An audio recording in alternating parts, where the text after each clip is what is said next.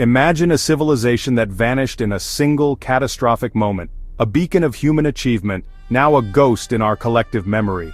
Its fleet sailed every sea, its cities defied nature, and its name was whispered with awe and fear.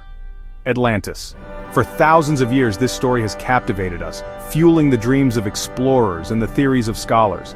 Is Atlantis a fragment of forgotten history, or a myth meant to teach us about ourselves? The allure lies in the questions it raises, about power, the fragility of civilization, and the patterns of human nature that echo into our present. The tale begins not with explorers, but with one of history's greatest thinkers. Plato, philosopher and student of Socrates, gave us this detailed account of a superpower that rose, conquered, and was erased from existence. The puzzle of Atlantis, it comes from a source respected for intellectual rigor, presented as history, not myth. The search for Atlantis is, in many ways, a search for ourselves. The story of Atlantis comes to us from Plato, who wrote two dialogues, Timaeus and Critias, around 360 BC. He claimed the tale was passed down from Solon, who heard it from Egyptian priests with records stretching back thousands of years. They spoke of a war, 9,000 years before their time, between ancient Athens and a colossal island empire beyond the Pillars of Heracles, Atlantis. Plato presents this as authenticated history, not myth. He uses Atlantis as a dramatic context for his philosophical ideas about the ideal state. The account is rich in detail, the layout of the city, the laws, the military, the wealth. These specifics make Atlantis feel real, tangible, and believable. Plato wanted his audience to see Atlantis as a society that had it all, and lost everything through its own actions. The story is a vehicle for a much larger message. It's not just a tale of a lost city, but a cosmic case study in the rise and fall of civilizations. Through Atlantis, Plato explores the dangers of unchecked ambition and the fragility of even the greatest societies. The legend's power lies in its realism and its warning. Plato describes Atlantis as a paradise, a gift from Poseidon to his mortal love, Cleito. The land was sculpted into concentric rings of water and earth, connected by bridges and canals, a marvel of divine engineering. Atlantis was rich in resources, fertile fields, forests, mines, and pastures for every animal, even elephants. The capital city was a wonder, with a palace and a temple to Poseidon, adorned in silver, gold, ivory, and the mysterious Orichalcum. Statues of kings and gods filled the temple, all cast in gold. The city's design was brilliant, rings of water as harbors, a massive canal, and walls coated in precious metals. Atlanteans, descended from a god, were noble and virtuous, guided by laws of fairness and mutual respect. The 10 kings ruled in harmony, making decisions together in their sacred temple. For generations, Atlantis was an ideal society, rich, wise, and just. It was not just powerful, it was good. But paradise, as we know, never lasts forever. Never. Over time, the divine spark in the Atlanteans faded. Their values shifted. Virtue gave way to arrogance, moderation to greed.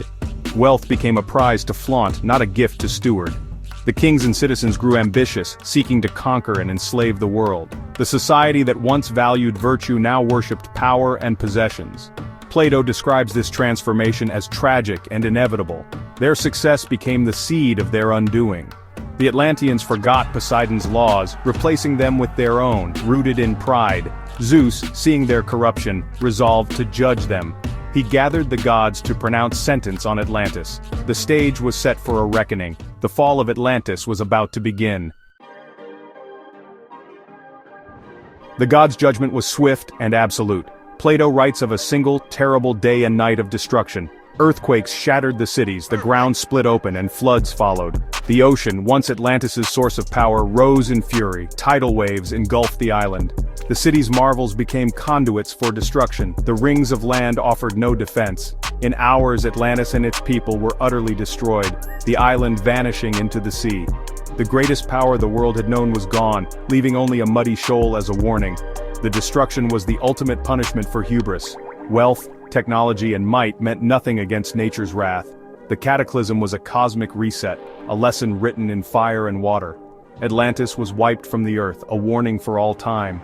The silence that followed was as profound as the lesson itself. Since Plato, the dream of Atlantis has fired human imagination. Explorers have searched the globe, from the Mediterranean to the Caribbean, seeking evidence. Yet no artifact or ruin has ever been definitively linked to Atlantis. Modern technology maps the ocean floor, but finds only silence. Plate tectonics tells us continents don't vanish overnight. The story defies geology. The search for Atlantis remains a search for a ghost. Perhaps its true location is not on any map but in the depths of the human mind. If Atlantis wasn't real, what was it? Plato crafted it as a powerful allegory, a cautionary tale about the dangers of hubris and unchecked ambition. The story is a cosmic dual virtuous Athens versus corrupt, powerful Atlantis. Their war is a clash of values, not just armies. Atlantis's destruction is the logical result of its moral decay, a metaphor for self-destruction. Plato's message: any society, no matter how advanced, will collapse if it loses its moral compass. The earthquakes and floods are symbols of the rot within. The story resonates because it's about timeless human behavior. Every civilization faces the same temptations as Atlantis. Plato's fable is a mirror. Do we see ourselves reflected in its fate? Today, we live in a world of wonders. Technological power, global reach, and knowledge beyond Plato's wildest dreams. Yet we face epic challenges: ambition, profit over planet, weapons of destruction, and a changing climate. The parallels to Plato's fable are stark. The lesson of Atlantis is not ancient history, it's a vital warning for our time. Technological prowess and wealth are not enough. Without wisdom, humility, and respect for nature, our achievements can become our downfall. Progress is not always positive or inevitable. Civilizations can lose their way, becoming victims of their own success. Plato's tale leaves us with a question: are we building our own Atlantis? We are the architects of the future. The warning is ours to heed or ignore.